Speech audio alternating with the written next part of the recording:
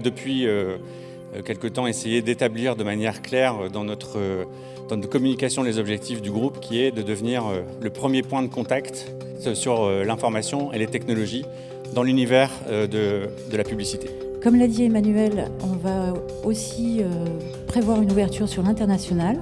On a la chance d'avoir des cousins maintenant en Angleterre et aux États-Unis, donc on va en profiter.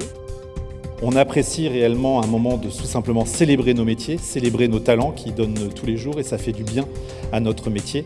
Donc je pense au nom de tous et notamment au nom de l'UDECAM, un très grand merci. Je dirais le point qui nous tient à cœur, c'est une veille des campagnes publicitaires. Donc en fait on prend toutes les campagnes et on va regarder dès qu'il y a des messages autour du RSE. Depuis 2 ans, on a concentré toute notre énergie sur la diversification et l'enrichissement de notre offre. Et aujourd'hui, chacun des métiers sur lesquels on intervient, en fait, a à sa disposition du print, bien évidemment, parce que c'est notre métier d'origine, mais du digital, du content, avec notamment une agence intégrée qui s'appelle Talkster. Dernier point concernant l'événementiel. L'innovation, c'est aussi elle qui nous a guidés pour créer MediaKiss Platform, qui est un outil unique sur le marché et qui permet aux annonceurs et aux agences d'optimiser leur communication locale, multilocale, et ceci dans le monde entier.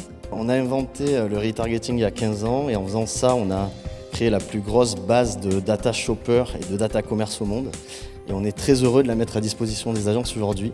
Ça fait 2 ans qu'ils nous font confiance et qu'on amplifie ça ensemble.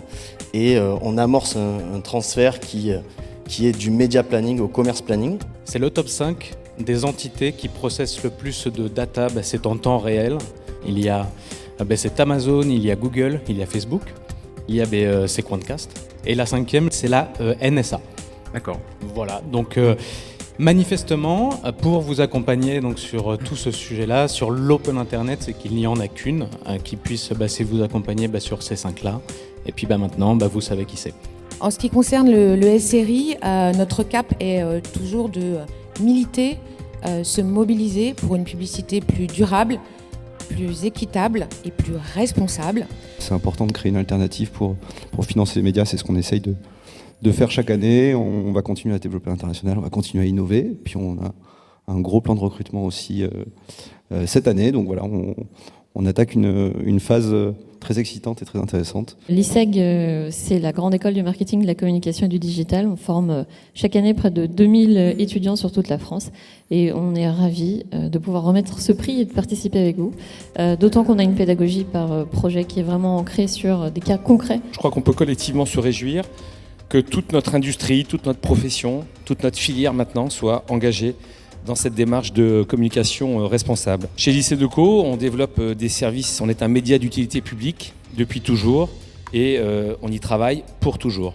La première chose qu'on a fait il y a 1 an, c'est de fusionner les rédactions. Donc tous les journalistes de Challenge, c'est une force de frappe de 60-70 journalistes qui sont présents sur tous les médias, print, web, vidéo, audio, événements. S'il y avait un enseignement très court à retenir de cet état des cultures. Un enseignement, c'est la vélocité à laquelle ça bouge. Comme tu l'as dit, on le sort tous les ans. La dernière fois, c'était juste après les Gilets jaunes. Et on avait vu la société française en train d'évoluer autour de l'anti-consumérisme d'un côté et de l'autre, le développement durable. Et là, post-Covid, ça s'est accéléré à une vitesse incroyable. Ces 2 valeurs se sont rejointes, créant du coup tout ce qu'on se dit toute la journée avec les marques, c'est ce besoin de sens, cette quête de sens avant de consommer. Comment on fait quand on est une agence indépendante pour faire les différences ? On a mis en place une stratégie, une méthode basée sur la connaissance fine des territoires que l'on a grâce à Cospirit et du retail. Et puis on a gagné 1 client, puis 2, puis 3, puis 4 et puis Aldi. Pour vous, le big deal de l'année, c'est quand même Stellantis. On est très heureux évidemment de gagner Stellantis, mais il ne faut jamais oublier que les budgets, ils passent d'une agence à une autre. En fait, c'est un métier qui évolue. Je pense qu'il faut toujours dire merci aux talents qui gagnent, qui perdent de temps en temps, mais qui s'investissent énormément. On fait un très très beau métier. Donc ce prix, tout simplement, j'ai envie de le dédier à l'équipe